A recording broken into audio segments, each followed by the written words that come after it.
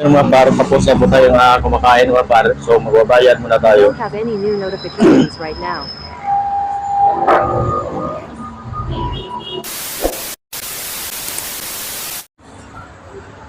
Tanggalin muna natin yung mga par, yung jersey natin. So dito na tayo kumakain mga par. So ngayon mga par, ay nandito ako ngayon sa Highway San Miguel, Tipolo mga par. Dito tayo kumakain ngayon. Kasi mga par, ay yung oras natin ngayon ay sa 8:53 na mga par yung oras natin ngayon. Kaya kailangan natin na kumakain tayo.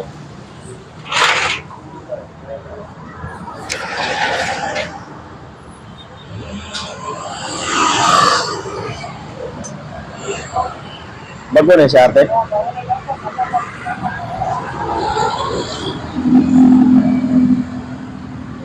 Kaya lang ate, wala ka puso. Tulo. So, ito yung in-order natin mga par. Isang manok at saka tatlong puso mga par.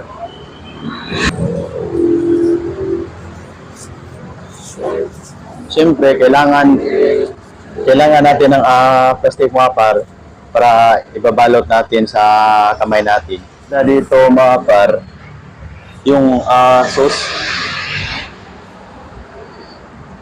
dapat lagyan natin ng sauce mga par. Ayan. Ayan mga par. At saka tatlong puso. Shout out po sa kumakain ngayon. Kain na po tayo sa bayan po niyo ako mga par. So lagyan natin ng mga par, sili para mas lalo siyang masasarap kainin pag medyo may kunting anghang. Saktong-sakto mga par, kasi yung puso nila ay bago pang luto. So dati mga par, dito ako kumakain dati. Ate, nag-vlog na ba ako ate? Okay na? Okay na, sir. Okay na ma'am? Dapat nagpaalam tayo, baka hindi tayo papayagan ba?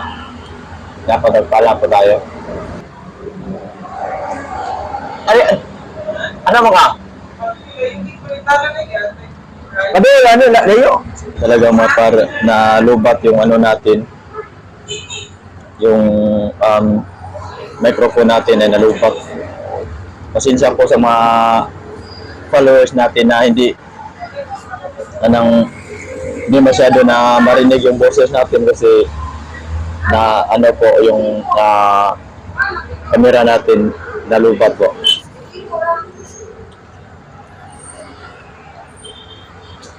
Maganda dito ang kainan mga par kasi nasa tabi ng kasada lang. Mga par, tapos na po tayong kumakain mga par. So magbabayad muna tayo. Don't have any new notifications. Dati, tulo ka po sa ate, usa ka chicken.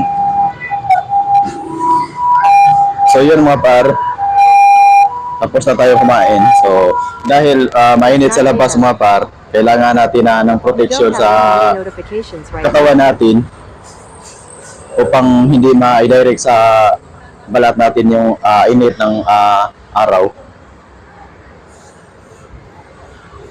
So kailangan po natin mapanalagaan po natin yung katawan natin.